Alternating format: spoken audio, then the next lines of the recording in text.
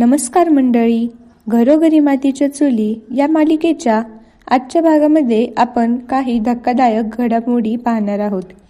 भागाची सुरुवात होते जानकी आणि माया यांच्यातील भयानक वादातून. दोघींमध्ये प्रचंड भांडण सुरू होतं आणि रागाच्या भरात जानकी मायावर धावून जाते, तिला मारते. पण माया लगेच सावरते आणि ती अजूनच धोकादायक बनते. जमिनीवर पडलेला चाकू उचलून माया जानकीवर हल्ला करण्याचा प्रयत्न करते. त्या क्षणी जानकी ओवीसाठी काळजीत असते, ती रडत असते. पण अचानक माया तिच्या पोटात चाकू खुपसते. हा प्रसंग अत्यंत धक्कादायक असतो. जानकी वेदनेने ओरडते, तिच्या पोटातून रक्त वाहू लागते आणि ती हळूहळू बेशुद्ध होते. याच वेळी ऋषिकेश तिथे पोहोचतो आणि समोरचं दृश्य पाहून पूर्णपणे हादरून जातो. तो जानकीला उचलून जानकी उठ असं ओरडत हॉस्पिटलमध्ये घेऊन जातो.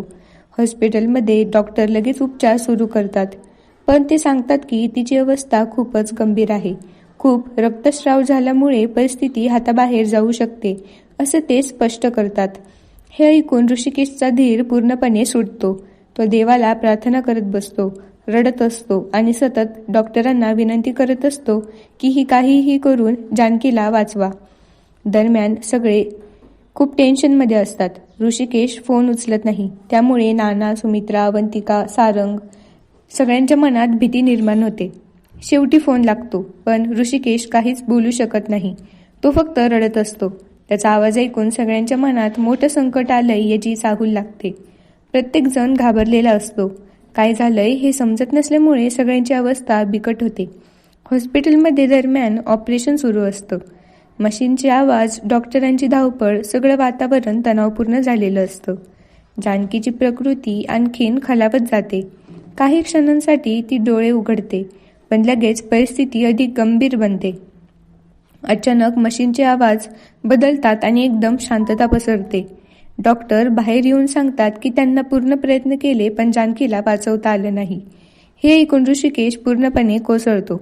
तो जोरात जानकी असं ओरडतो आणि तिच्या मृत्यूला स्वीकारायला तयार नसतो.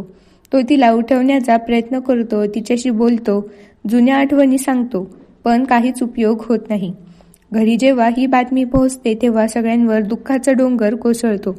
नाना पूर्णपणे खचून जातात. सुमित्रा रडत राहते. अवंतिका आणि सारंग सुद्धा तुटून पडतात.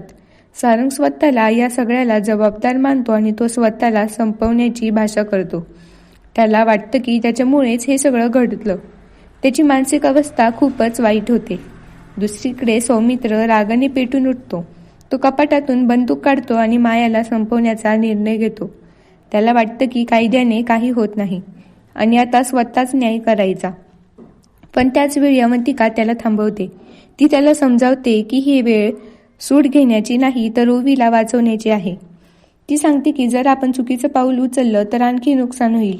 हळूहळू सौमित्र शांत होतो, पण त्याच्या मनातला राग अजूनही जिवंत असतो. आता कथा एका खूप मोठ्या वळणावर येऊन थांबलेली आहे. माया अजूनही मोकाट फिरत आहे. ओवी कुठे आहे याचा काहीच पत्ता नाही आणि जानकी खरंच गेली आहे का हा मोठा प्रश्न सगळ्यांच्या मनात आहे. आता पुढे काय होणार? माया पकडली जाईल का?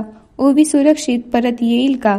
आणि या सगळ्या घटनेमागे अजून कोणतं मोठं रहस्य लपलेलं आहे का? हे जाणून घेण्यासाठी पुढील भाग नक्की पहा आणि माझ्या चॅनेलला नक्की सबस्क्राईब करा. व्हिडिओला लाईक, शेअर आणि कमेंट नक्की करा. धन्यवाद.